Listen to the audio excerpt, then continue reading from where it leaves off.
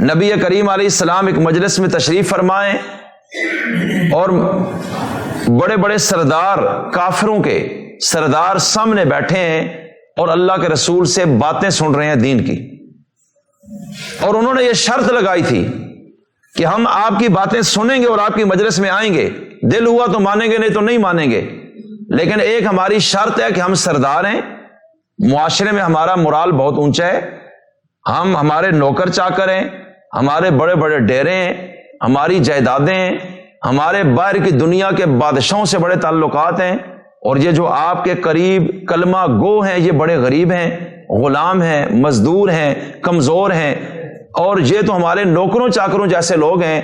تو جب ہم آئیں گے آپ کی بات سننے، ہماری ایک ہی شرط ہے کہ ان چھوٹے لوگوں میں سے کوئی بندہ اس مجلس میں نہیں بیٹھے، کیونکہ ہم بڑے لوگ ہیں، اور یہ بھی اگر ہمارے ساتھ اس مجلس میں ہوگے تو ہماری عزت خراب ہوگی اور انسلٹ ہوگی۔ اب یہ ہے وہ تکبر۔ نبی کریم علیہ السلام رحمت للعالمین تھے، آپ کے ذہن میں یہ آیا کہ جن کو یہ کمی کمین کہہ رہے ہیں اللہ کے ہاں تو وہ بہت اونچے ہیں، چلو ان کو تو اسلام مل ہی گیا ہے، ان کو اللہ نے ہدایت دے دی ہے، وہ تو صراط مستقیم پہ ہیں، اور اگر ان کو میں تنہائی میں وقت دے دوں ہو سکتا ہے یہ بھی اسلام قبول کرنے اور اللہ ان کو بھی ہدایت دے دے۔ اس لیے آپ نے فرمایا ٹھیک ہے۔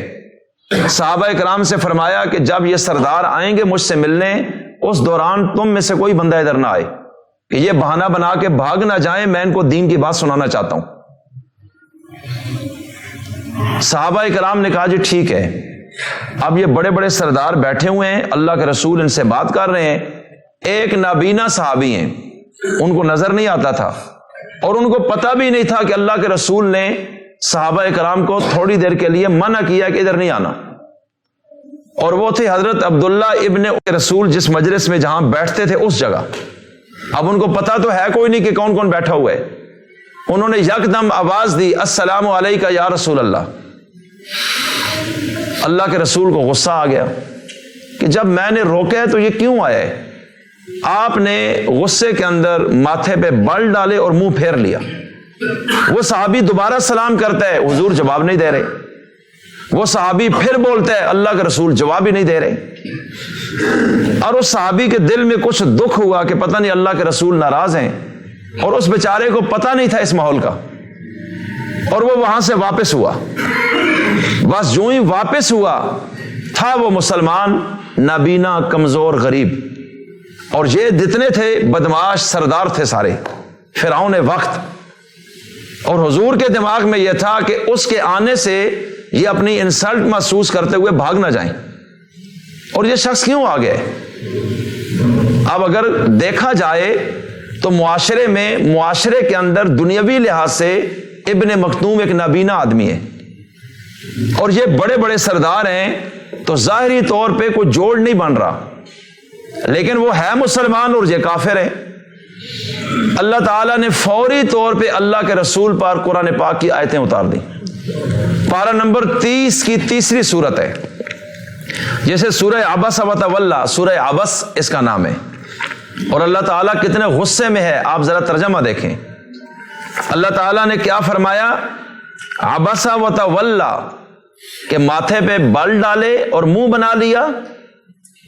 اللہ تعالیٰ اپنے نبی کو فرما رہے ہیں عبس و تولی، آپ نے تیوری چڑھائی اور منہ بھی پھیر لیا۔ کس بات پہ؟ ان جاءہ الاعمی، کہ آپ کے پاس ایک نابینا آئے اور وہ بولے اور آپ کو غصہ آیا اور آپ نے ماتھے پہ بل ڈالے جیسے غصے میں یوں بندہ کرتا ہے، اور یکدم چہرہ بھی آپ نے پھیر لیا۔ وما یدریک لعلہ یزکا، آپ کو کیا معلوم ہے کہ وہ شخص شاید پاکی حاصل کرنا چاہتا ہے، یعنی کوئی دین کی بات پوچھے گا اس پہ عمل کرنا چاہتا ہے، وہ کتنی نیک نیتی کے ساتھ آپ کے پاس آئے۔ او یذکر فتنفعہ الذکرہ، یا وہ کوئی نصیحت کی بات سنتا اور وہ نصیحت اس کو فائدہ دے جاتی کہ وہ تو سچے دل سے آپ کے پاس آئے۔ اما من استغنی فانت لہ تصدی وما علیک الا یزکا، اللہ فرماتے ہیں کہ اتنی بے پرواہی کا مظاہرہ اور اس قدر آپ نے ناراضگی کا اظہار کر دیا، کیوں کیا؟ آپ کی ذمہ داری ہے کہ آپ لوگوں کو پاک کریں اور لوگوں کو اچھا ماحول فراہم کریں جب وہ آپ کے پاس پوچھنے کے لیے طلبگار بن کر آئیں۔